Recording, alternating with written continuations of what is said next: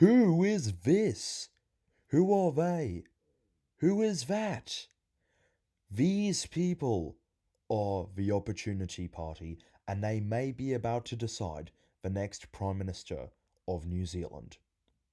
So, for a bit of background, there are currently two main blocks in New Zealand politics.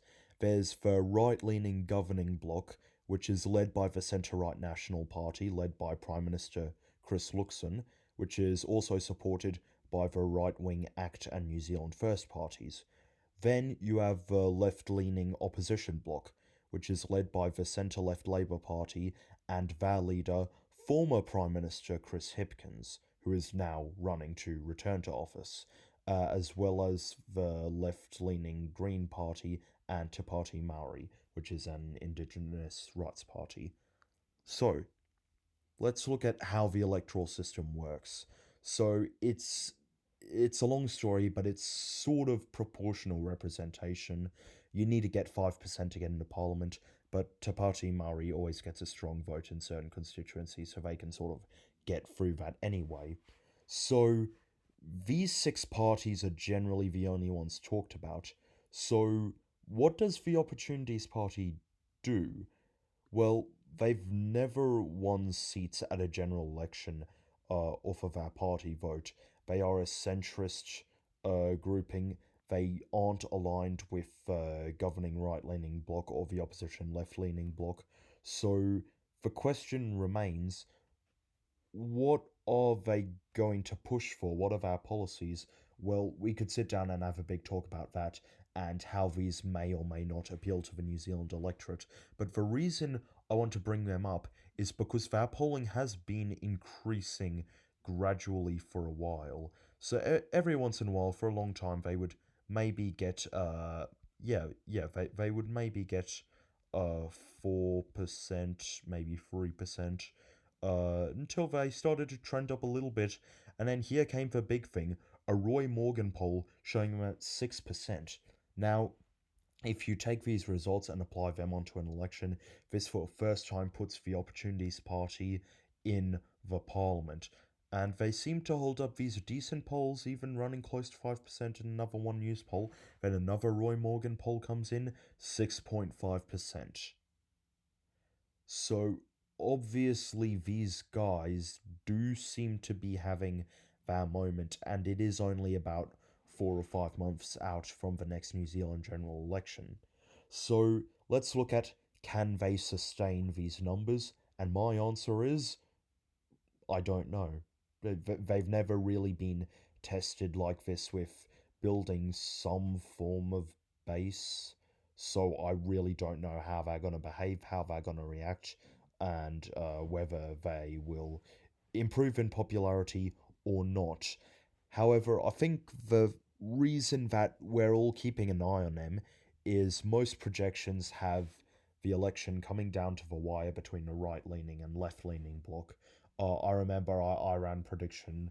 I think I saying that one bloc will probably only get one or two more seats than the other. So it does seem that it would be a pretty clear competition between two of them, between Chris Luxon and Chris Hipkins, for who will be Prime Minister. But if the Opportunities Party, a stated centrist party who doesn't align with either side that much, gets in, you have to start to wonder what games, what efforts will both parties go to in order to get the support of the Opportunities Party? And does that necessarily mean putting aside some of our traditional allies? Well, you might think so. Problem is, if Labour wants to put aside their left wing allies and National wants to put aside their right wing allies to work with the Opportunities Party, their the vote for the Opportunities Party is still not as big as many of those other right wing parties or left wing parties which are working with, say, Labour or the Nationals. So overall, I think both blocks will try run up enough of a margin so that it isn't a problem. There's already been efforts from the Labour Party to try discourage people for voting for the Opportunities Party. We will see how that plays out, whether that is successful in dissuading people or whether it is just drawing more people and more attention to a party which some of them may not have heard of or may not have considered seriously. So, do I think the Opportunities Party will end up in a balance of power?